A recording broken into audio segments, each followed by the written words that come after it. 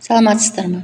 Қызылорда облысы Қармақшы ауданы Дүрөнғар ауылының нөмірі 107 орта мектебінің география пәні мұғалімі Әбдіәлиева Айзада Күлтайқызы.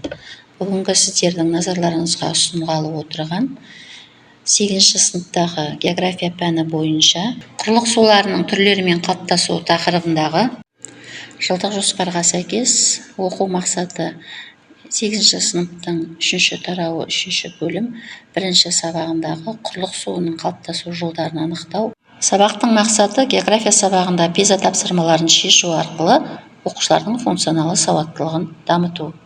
Осы мақсатқа жету үшін сыныпты 5 топқа бөлемін және мәтінмен жұмыс жасатамын. Бірінші топ жерасты сулары, яғни кітаптағы мәтінді алады, оқиды және түсіп қалған сөздердің орнына сөздерді қояды және суреттермен жұмыс жасайды. Екінші топ өзен тобы, бұларда дәл солай мәтінді оқиды және түсіп қалған сөздерді орнына қояды және суреттермен жұмыс жасайды. Үшінші топ көл тобы, бұларда мәтіннен оқып алып, түсіп қалған сөздердің орнына сөздерді қояды және суреттермен жұмыс жасайды. Келесі топ батпақтар тобы, бұларда мәтінді оқиды және түсіп қалған сөздерді орнына қойып, суреттермен жұмыс жасайды. Келесі мұздық тобы, 5-ші топ, бұларда мәтінді оқып, түсіп қалған сөздерді орнына қояды және суреттермен жұмыс жасайды. Осы тапсырмаларды орындап болғаннан кейін пиза тапсырмалары, яғни жеке жұмыс. Бұл жерде оқушылар функционал сауаттылығын және креативті ойлауды іске қосады. Бірінші тапсырма көлдердің пайда болуы мәтіні берілген.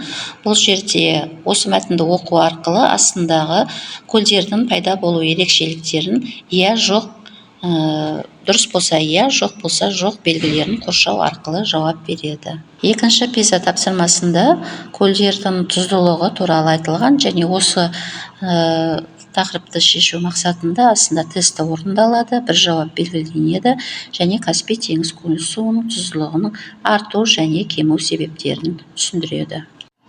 Пизаның 3-ші тапсырмасында өзен мен көлдердің айырмашылығы неде тақырыбы берілген, сурет берілген. Осы суреттегі нысандарды анықтап жазады. Келесі пиза тапсырмасында жерасты сулары берілген және сурет берілген. Осы суретті шешу мақсатында сұрақтар беріледі және оқушының креативті ойлауы және жергілікті жердегі өзен көлдерді пайдалана отырып бір шешім қабылдай алу көзделеді. Келесі пиза тапсырмаларында көлдердің және өзендердің шаруашылық маңызы және оның ластануы берілген мәтінде, суретте берілген. Осы суреттерге қарай отырып экологиялық бағытта және шығармашылық бағытта бала өз ойларын жазуы тиіс. Келесі пиза тапсырмасында суретті пайдалана отырып екі тауды ұқсастықтары мен айырмашылықтарын жазады және олардың саны, бағыты, не себепті қар мұздықтарының зонада әркелкі таралғанын анықтайды.